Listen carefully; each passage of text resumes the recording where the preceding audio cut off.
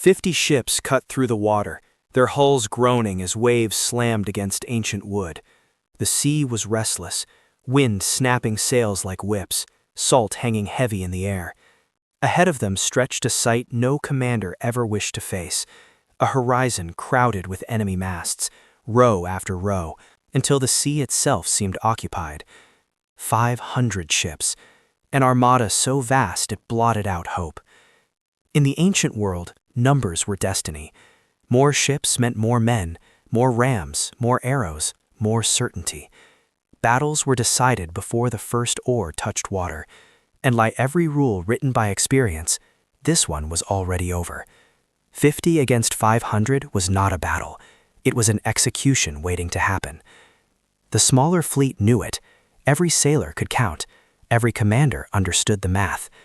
One mistake, one broken formation, and the sea would be filled with wreckage and bodies. These ships were not faster. They were not stronger. They were not better armed.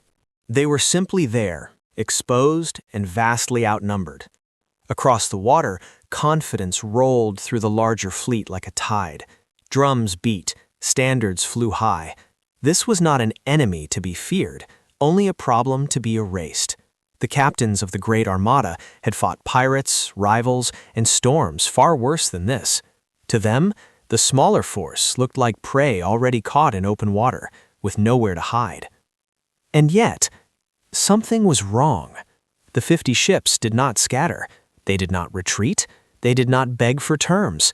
They held their line, bows pointed forward, as if daring the impossible. To the watching enemy, it looked like arrogance, or desperation, or simple stupidity. No sane commander would accept odds like these by choice. History teaches us to expect courage here, a last stand driven by honor or faith.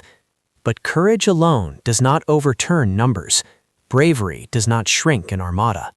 The sea does not care how fearless a man is when 500 ships close in from every side. So the question remains, hanging heavier than the storm clouds above them. Why did these 50 ships stay? Why did they sail forward instead of away? Why did their commanders act as if defeat was not only avoidable, but planned? Because hidden beneath the chaos, beneath the noise of waves and drums, this was never meant to be a fair fight. The true battle was not about strength, or size, or even survival.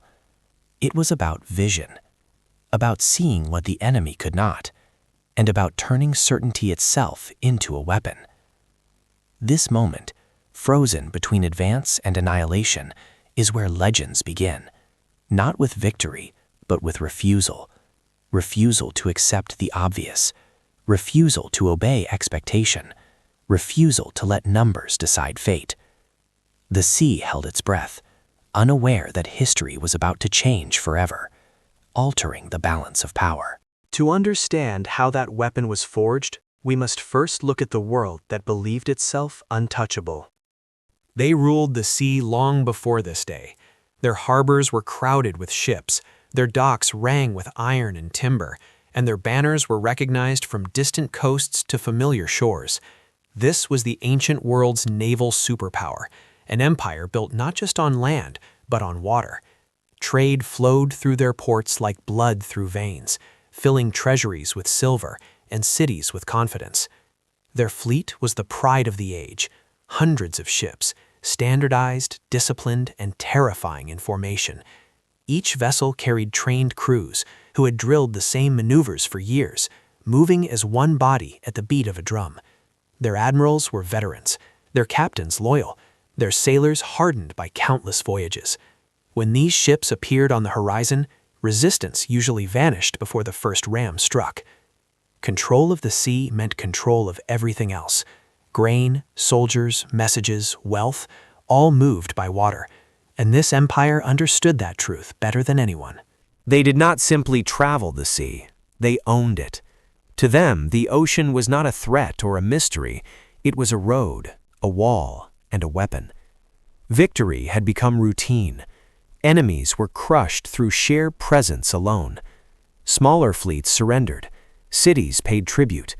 Even rivals with courage learned that courage meant little when surrounded by an armada that could strike from any direction. Over time, success hardened into certainty, uncertainty into arrogance. The commanders of this fleet had never faced a force that could truly challenge them at sea. Their confidence was reinforced by history itself. Every past battle whispered the same lesson: numbers win, power overwhelms, and resistance is futile. Strategy became simple: advance, engage, destroy. There was no need for subtlety when dominance was absolute. And so when reports came of a small opposing fleet daring to remain in their path, the reaction was almost dismissive.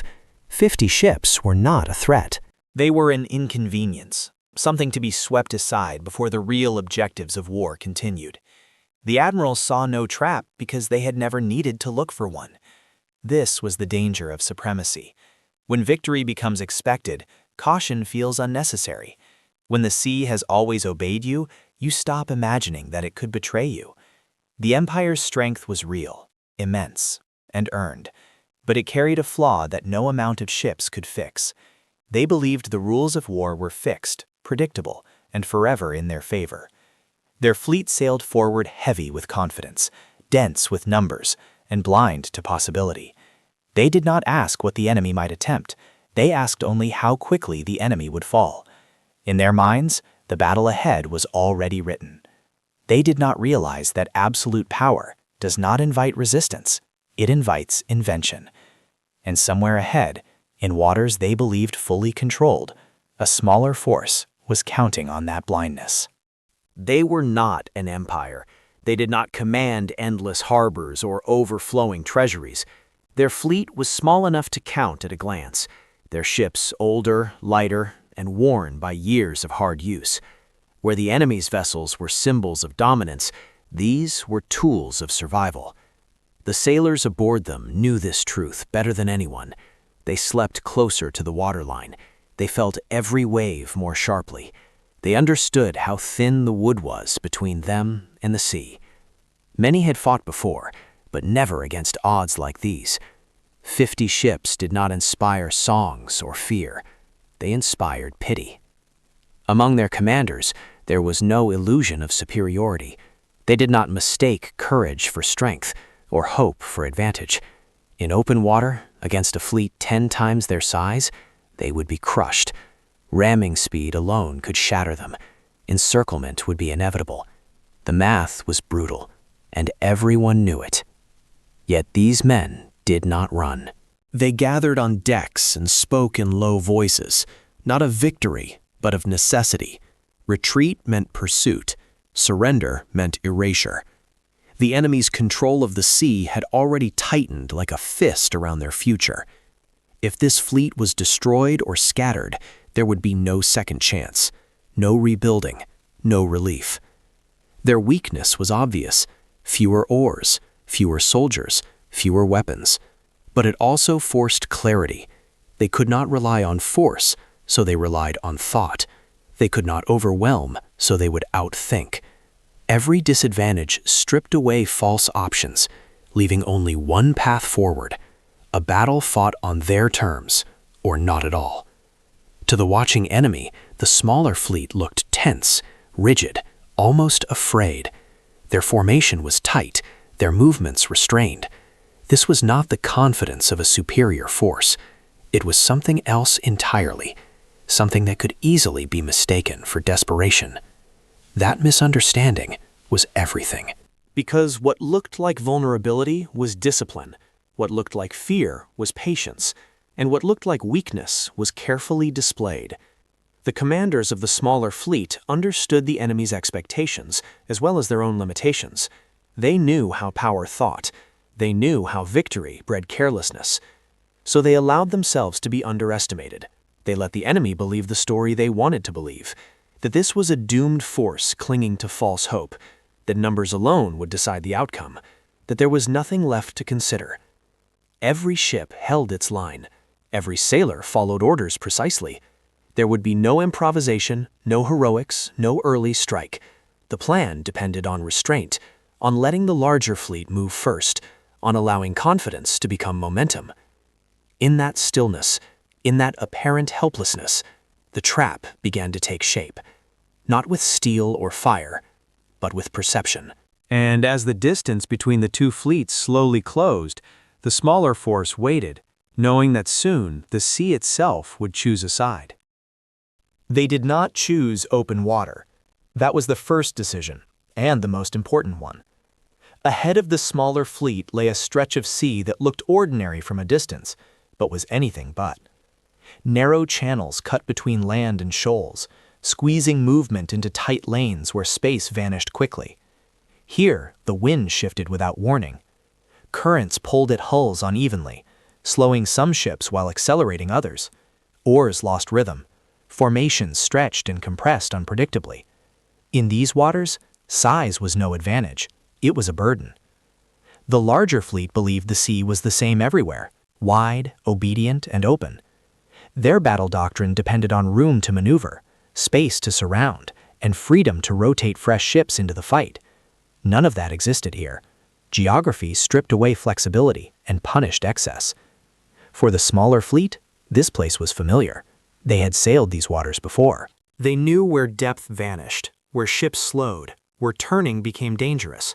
Every rock and current was memorized, not as scenery, but as potential leverage.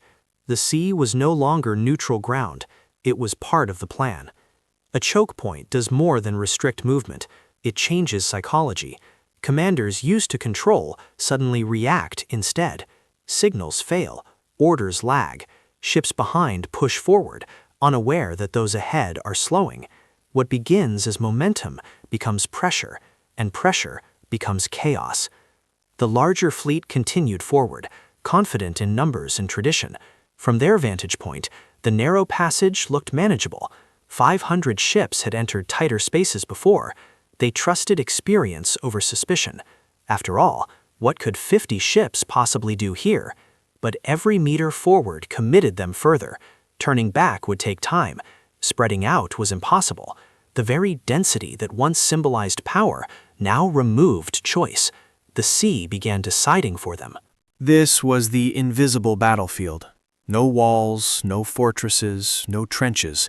Just water and land shaping outcomes without mercy. Geography does not fight loudly. It fights patiently, waiting for mistakes. The smaller fleet held position at the edge of this confined world. They did not block the passage. They invited entry. Every moment the enemy advanced was a victory already unfolding. The trap required belief, not force. Belief that the sea could not betray its masters. As the first enemy ships crossed into the narrowing waters, nothing seemed wrong. Sails still caught wind, drums still beat. But beneath the surface, the conditions were changing. Space was disappearing. Options were evaporating.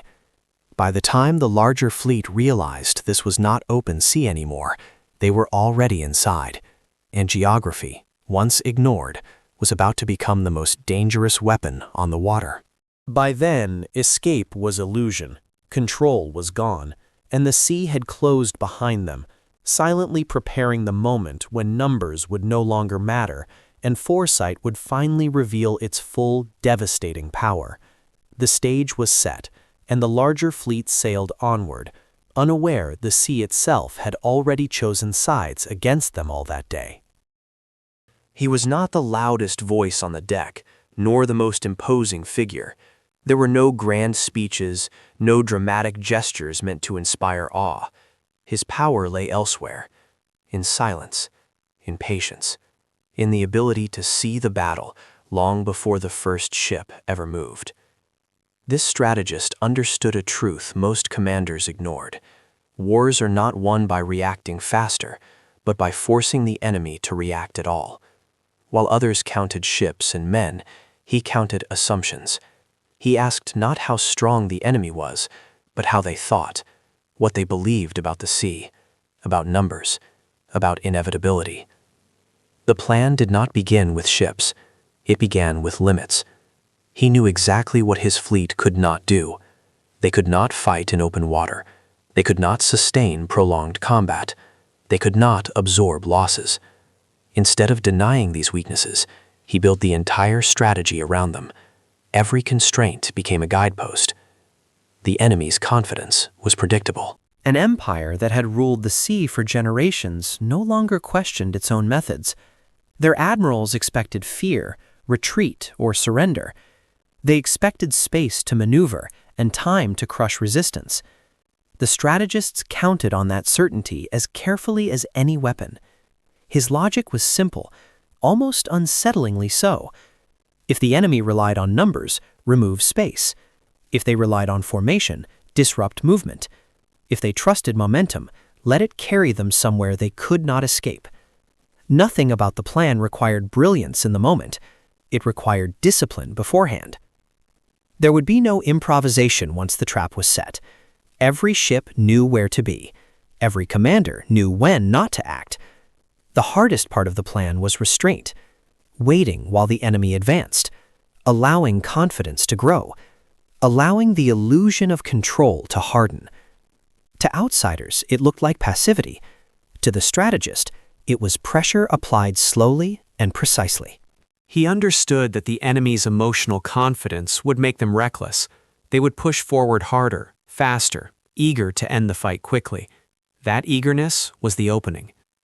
This was not genius born of inspiration, but of preparation, of understanding cause and effect, of recognizing that power, when unchallenged, becomes rigid. The strategist did not need the enemy to make a mistake. He needed them to behave exactly as they always had. As the fleets closed distance, he watched calmly, not the enemy ships, but their spacing, their alignment, their speed. Each observation confirmed the plan was working. The pieces were moving where they were supposed to. There was no turning back now. The calculations were complete. The theory was about to face reality.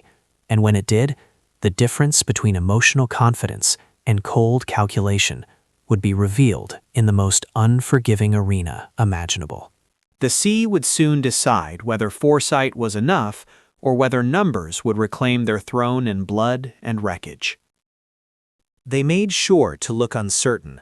Oars splashed out of rhythm, sails shifted awkwardly, and formations loosened just enough to be noticed. To a distant observer, the smaller fleet appeared hesitant, almost unsure of itself.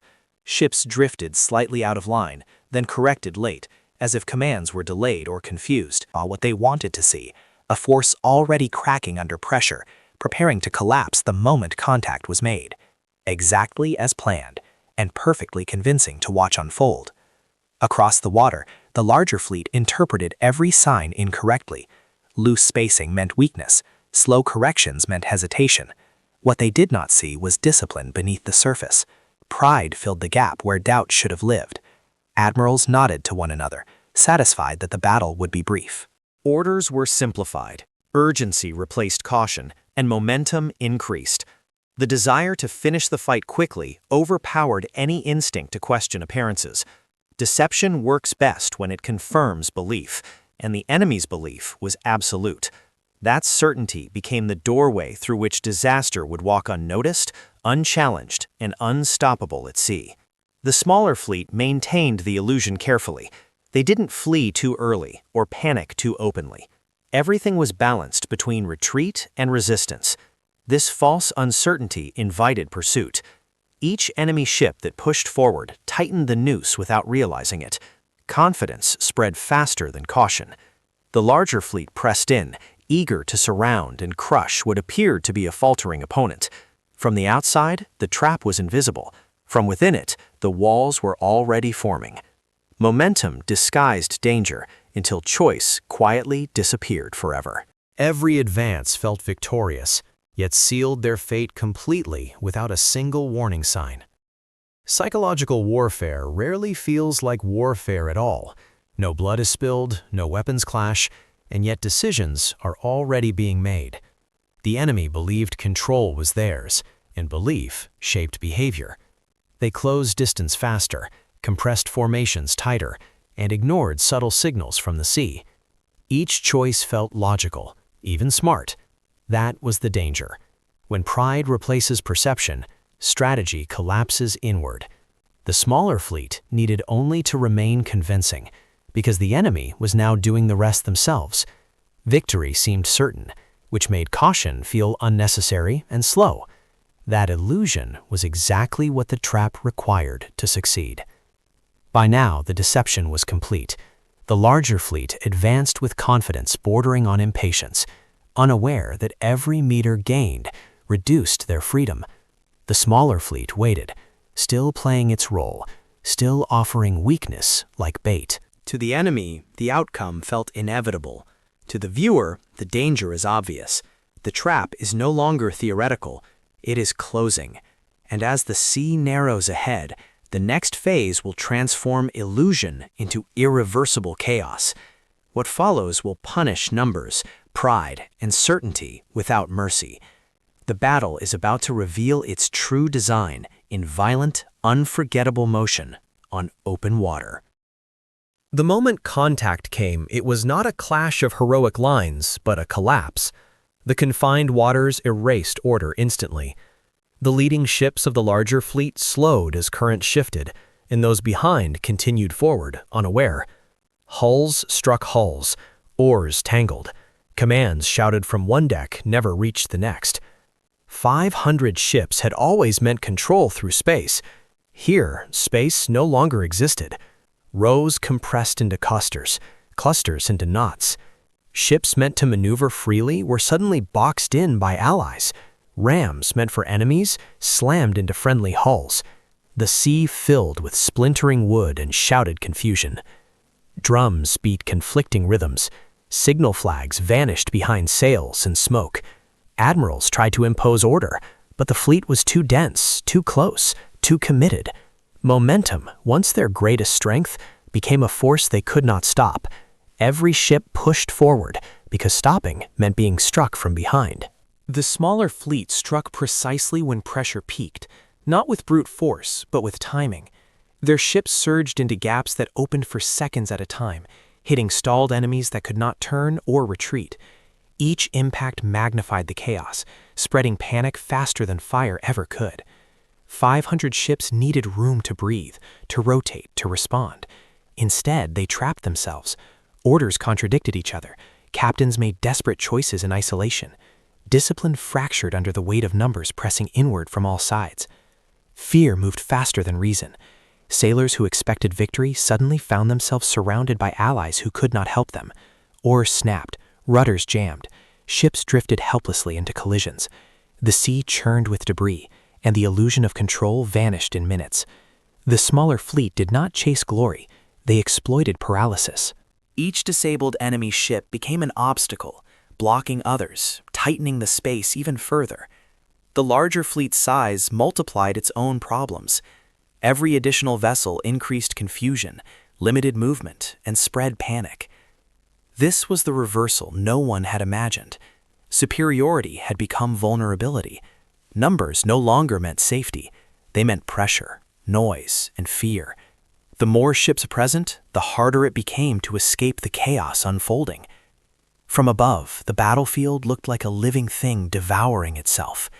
Ships collided in slow motion. Crews shouted warnings too late. Admirals realized the truth in fragments. They were not losing to an enemy fleet, but to their own mass. The sea had turned strength inward. 500 ships could not maneuver, could not regroup, could not flee. Panic spread as quickly as confidence once had. The trap was complete. And as the larger fleet struggled just to survive the chaos it had created, the smaller fleet prepared for the moment when shock would give way to realization, and realization would turn into despair. Men who had never doubted victory now faced an enemy they could not strike. Not steel or fire, but confinement itself. The sea denied them distance, denied them speed, denied them clarity. Every instinct drilled into them betrayed them here. Turn and collide, advance and crush an ally, retreat and be rammed. There was no correct move left to make, only consequences unfolding faster than thought. In those moments, panic replaced command, and survival replaced victory as the only remaining goal there. The realization did not arrive all at once. It crept in, uneven and terrifying. At first, it was confusion. Why were ships not responding? Why was the line no longer moving forward? Why were allies blocking every direction? Then confusion hardened into something far worse. This was not resistance. This was entrapment. Across the larger fleet, captains began to understand the same truth independently, and far too late. There would be no breakthrough, no regrouping, no moment when order returned. The sea around them had become a cage, and they had built it themselves. Signals were raised and lowered in desperation. Orders were shouted, reversed, and shouted again. Nothing worked. Ships that tried to turn found no room.